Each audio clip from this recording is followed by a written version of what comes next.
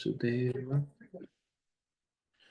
Om Namo Bhagavate Vasudevaya. Narayana Namaskritya Haram Jayam Narottam Devim Saraswatim Vyasam Tato Jayam Tirye Nashtaprayeshu Vatreshu Nityam Bhagavata Sevaya Bhagavati Uttam Shloki Bhaktir Bhagavati Nashtiki. So continuing with the discussion on Srila Prabhupada Lilamrita by Srila Goswami, Volume 4, in every town and village around the world, 1968 to 1971. Chapter 30th, London, A Dream Fulfilled. On October 30th, Prabhupada lectured at Oxford Town Hall. His talk was basic, although embellished with more Sanskrit quotes than usual. His disciples had not expected much of a response from the Oxford students, yet the hall was filled. And when Prabhupada stood and gestured for everyone to raise their hands and dance, practically the entire audience responded. While Mukunda played the huge pipe organ and hundreds joined the chanting, Prabhupada held his arms high and began powerfully jumping up and down. Yesterday, we had a very successful meeting at Oxford at Town Hall. About 350 boys, girls, old men, ladies, and gentlemen participated, and we made them all dance and chant with us, everyone. After the meeting, many boys and gentlemen came to congratulate me. Prabhupada received an invitation to appear on Britain's most popular TV talk show, Late Night Lineup. The interviewer, accustomed to snappy repartee, tried to engage Prabhupada in his style of conversing, avoiding long philosophical answers. Swamiji, he asked, do you have a concept of hell in your religion? Yes, Prabhupada replied, London is hell. The host appeared stunned, as if beaten at its own game from the start. Prabhupada continued, it's always damp, cloudy, and raining. In India, the sun is always shining. The interviewer was still at a loss for words, and Prabhupada, perhaps sensing the man's embarrassment, added, of course, it's a very great credit to the English people to have established such a great civilization in such a climate. There were other questions, and Prabhupada talked for an hour, explaining the Krishna consciousness movement and philosophy. The next day, a London newspaper announced, Swami calls London hell. They just want to sell their newspapers. The Hare Krishna mantra record was still high on the charts in England and throughout the continent, and this fame led a Dutch television company to invite Prabhupada's disciples to Amsterdam. All expenses paid to do a show. They would have only 5 minutes of airtime, but Prabhupada accepted it. 5 minutes, he said, it's sufficient. We will preach the whole philosophy of Krishna consciousness in 5 minutes. Prabhupada and his party took the ferry from Dover across the English Channel to France and then traveled by train to Amsterdam. The television studio, located outside the city, was in a modern air-conditioned building with constant loudspeaker announcements, artificial plants, a TV in every room, but no windows. The receptionist brought Prabhupada and his disciples to a windowless room with painted concrete walls. In India, Prabhupada said, we won't consider living in a place without windows and fresh air. I want to sit by a window. So the devotees checked through the entire building until finally in the third floor hallway, they found a window. Moving their chairs with them, they went with Prabhupada and sat by the window. By the year 2000, no one will see the light of day, Prabhupada said. Cities will be forced to live underground. They will have artificial light and food, but no sunlight. The producer of the program arrived, surprised to find that the Swami was also going to be part of the act. The surprise was a pleasant one, and he welcomed Prabhupada to his show. Now what I want you and your group to do, he explained, is to sing your record, Hare Krishna mantra. You don't have to actually sing out loud. We are going to play your record and you mime. Pretend you're playing those instruments. Pretend you're singing. He allowed that afterward Prabhupada could speak for 2 minutes. Just before Prabhupada and the devotees went on stage, they had to wait in the wings while a local Dutch group danced around, pretending to play their saxophones, trumpets, and drums. Then the producer brought in a table with a cushion on it for Prabhupada and seated the devotees around Prabhupada on the floor. The cameras began, the record played, and the devotees started to mime. Suddenly, clouds produced by dry ice rolled in on the set, a mystical effect. As the devotees disappeared under clouds of carbon dioxide, only Prabhupada remained clearly visible. Seeing the special effect unsuccessful, the producer motioned the devotees to stand and dance beside the Swami. The song ended and the camera closed in on Prabhupada. Now you have 2 minutes, Swamiji, the producer said. Prabhupada began. We have been chanting this Hare Krishna mantra. This is a transcendental sound vibration, non-different from the Lord. The Lord's name and his form are all the same. Please chant this sublime sound and your life will become perfect. You will become happy and you'll realize your true nature, that you are an eternal servant of God, Krishna. This process is called Bhakti Yoga, and we request everyone to take to this chanting. Thank you very much. Prabhupada was pleased as his disciples' record continued to be hit in Europe. The Hare Krishna record is selling very nicely. Yesterday it sold 5,000 copies, and this week is on the chronological list as 20. They say next week it will come to be 3, and after that it may come to 1. So they are very much hopeful of this record.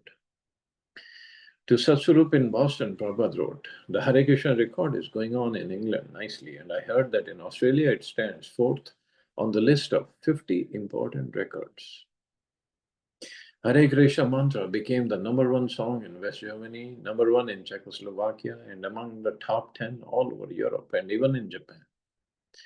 With the income from the record, the devotees began paying their bills and financing the renovations of the Berry Place temple.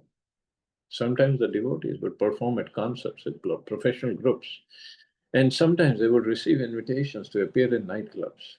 After one particularly late and nasty nightclub engagement, Yamuna went to Prabhupada and told him that what the place had been like. Prabhupada called for all the devotees. These places, he explained, are not good for brahmacharis. The principle is that we have to make devotees. So we have to think where we are going. If we are going somewhere to preach, but can't make any devotees there, what's the use? So we have to think like that. He said he wasn't forbidding them to preach in the nightclubs, but he told them to be careful. One of the devotees asked if showing slides of Krishna mixed in with psychedelic slides was permissible. Prabhupada said no. Krishna should be on a throne or an altar. If they watered Krishna consciousness down, it would become idol worship. So, big difference between deity worship and idol worship.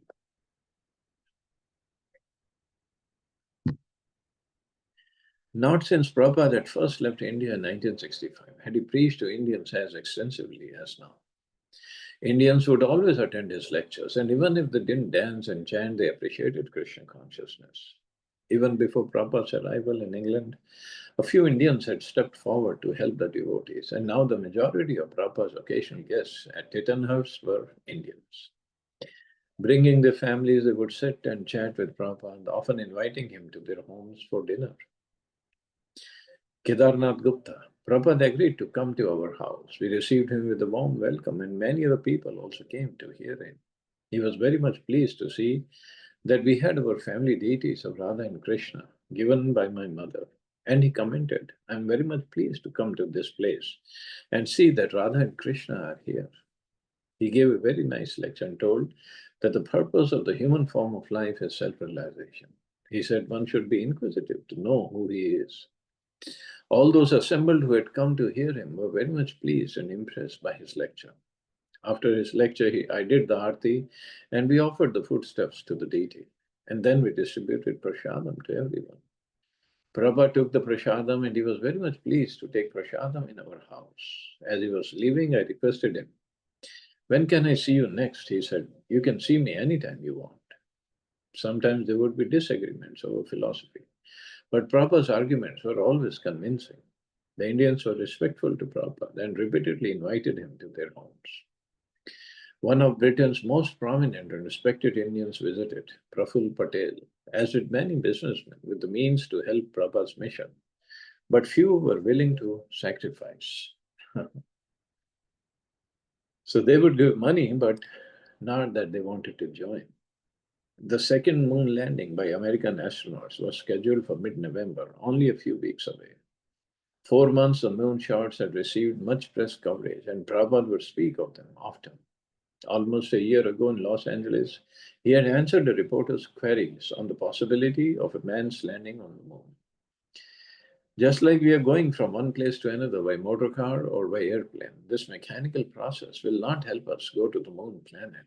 The process is different. As described in the Vedic literature, one has to qualify. According to our literature information, it's not possible. In this body, we cannot go there. So he always said this moon landing was a hoax. The scientists didn't really go to moon. Because moon is one of the heavenly planets. And in this body, which is designed for earthly atmosphere, we cannot go to moon. And not just the body, or like Bhagavad Gita says, Urdhvam gachanti sattvaso. Those who are in mode of goodness, they go to higher planets or higher life. So practically not possible. But people will say, we went to moon. We have footage, we have recordings. So even if we look at it from scientific point of view, from Bhagavatam, moon is farther away than sun from earth. So even from that respect, according to calculations, Prabhupada said, at that time, at the most, if they went, at the most they went to Rahu planet, not moon. But anyway, so much confusion. And now the scientists were saying that we lost every recording of moon landing. I mean, a few years back, NASA came up with this. So anyway, so much of confusion is. And also, like in Bhagavatam, we still read that because of moonshine, the vegetables and fruits on earth, they get the juice, the taste. So one of Prabhupada's questions or his comments were, because of moonshine, there is so much of taste in the fruits and vegetables here. And you said there are no fruits and vegetables on the moon. You only saw some sand and rocks. How is it possible?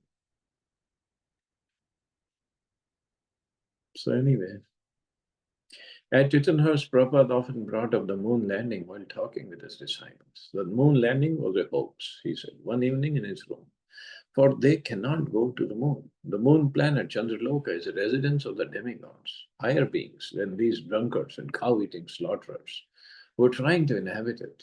You cannot think this travel is allowed. Like when I migrated from India to the US, the moon planet cannot be visited so quickly. It's not possible.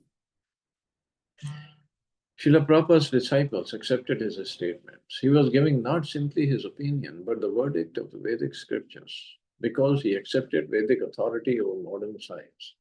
So did his disciples, but not Purushottam.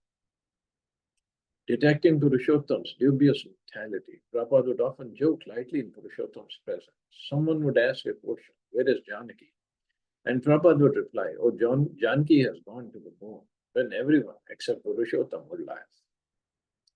The devotees knew of Purushottam's difficulty. He was an American and proud that the Americans were conquering space, and they knew that Prabhupada was joking about it. Purushottam was up on the latest scientific advancements. He was impressed by NASA's achievements and astronaut Neil Armstrong's giant step for mankind. Although Purushottam went on with his duties, he became sullen, and Prabhupada noted his lack of enthusiasm. One morning, Purushottam and Jamuna were together with Prabhupada in his room. Purushottam had several days' growth of beard and was wearing the same orange sweater he had slept in, whereas Yamuna was neat and clean. Although she had only 2 simple cotton saris, she would always put on a freshly washed and ironed one before going to see Prabhupada. Looking at his 2 servants, Prabhupada said, Yamuna, you have so many saris. They are all so beautiful. Yamuna looked up at Prabhupada in surprise. I don't have so many, Srila Prabhupada. No, he said. You're wearing a new piece of cloth every day. It's so nice. You're always looking so neat and clean and your tilak. Purushottam, what do you think? Who do you think has the best tilak? Purushottam didn't answer. Beautiful tilak, Prabhupada said, means beautiful person. So, so actually I have to say, Radha Prabhu has the best tilak in our group. So beautiful tilak means beautiful person. About 6 o'clock that same evening, Yamuna was cooking puris and potatoes for Prabhupada when she heard him ring the servant's bell. Leaving the ghee on the fire, she ran up to Prabhupada's quarters. He talked with her about the lecture he would give that evening and eventually asked, when will Prashadam be ready? Before the discourse? Yes, Srila Prabhupada, and Yamuna smelled smoke. Oh, she gasped. Please excuse me, Prabhupada, I left some ghee on the fire. Rushing downstairs, she found the kitchen filled with black smoke. She couldn't see the stove. Purushottam, Purushottam, she cried. Purushottam arrived and together they broke through the smoke. Somehow Purushottam extinguished the fire before it caused serious damage. Purushottam and Yamuna were covered with soot. Their faces were black, and Purushottam's orange sweater, his robes, and Yamuna's sari were all blackened. Suddenly Prabhupada rang the servant's bell, and they both hurried upstairs to tell him about the fire.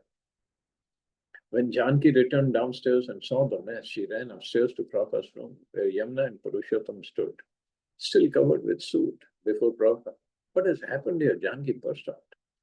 Prabhupada looked at her soberly and said, today Purushottam has gone to the moon. Well, Janki said. Prabhupada repeated, yes, our Purushottam has gone to the moon. Prabhupada, Purushottam said, I'm a brahmachari. Why are you saying these things? Being a brahmachari is no restriction from going to the moon. Anyone can go, Prabhupada said, winking. The devotees regularly encountered John and Yoga. Although originally interested in a business relationship, John was inclined towards the devotees. But his friends advised him not to get involved with the Swami and his group. So he remained aloof. Ishandas. I was in the kitchen working and John was sitting at the piano. He had a piano in the kitchen, a great upright piano with all the varnish removed, bare wood. And in this way, he was sitting at the piano playing Hare Krishna. The man was actually a great musician, and he played Hare Krishna in every musical idiom you could think of. Bluegrass music, or classical music, or rock and roll, or whatever. He would go at will from one idiom to another, always singing Hare Krishna. It was so natural for him. And one could see that he was a musical genius. And in this way, he was entertaining. And he was obviously really enjoying it. So anyway, while this piano playing was going on, great vigor and enthusiasm, this chanting Hare Krishna, his wife Yoko Ono appeared in a nightgown or what have you, and said in a very distressed tone, please, John, I have a terrible headache. Can't you stop that sort of thing and come upstairs with me? George was different. He was drawn to Prabhupada. When one of the devotees had asked, why out of all the Beatles are only you interested? George had replied, it's my karma. One of the things in my sign is a spiritual side. George Harrison. Prabhupada just looked like I thought he would. I had like a mixed feeling of fear and awe about meeting him. That's what I liked about later on, after meeting him more. I felt that he was just more like a friend. I felt relaxed. It was much better than at first because I hadn't been able to tell what he was saying and I wasn't sure if I was too worldly to even be there. But later I relaxed and felt much more at ease with him, and he was very warm towards me. He wouldn't talk differently to me than to anyone else. He was always just speaking about Krishna, and it was coincidental who happened to be there. Whenever you saw him, he would always be the same. It wasn't like one time he would tell you to chant Hare Krishna mantra, and the next time you say, oh no, I made a mistake. He was always the same. Seeing him was always a pleasure. Sometimes I would drop by thinking I wasn't planning to go, but I better go because I ought to. And I would always come away just feeling so good. I was conscious that he was taking a personal interest in me. It was always a pleasure. George was attracted to Krishna and he liked to chant. Even before meeting Prabhupada, he had learned something of Krishna from Maharishi Mahesh Yogi, from the autobiography of Paramhamsa Yogananda, and from traveling in India. But Prabhupada's instructions in particular impressed upon him that Lord Krishna was the absolute truth, the origin of everything. So more of George Harrison's, his own a recounting of his meetings with Prabhupada, his experiences. So we can stop here, take it up tomorrow. See anybody have questions or comments?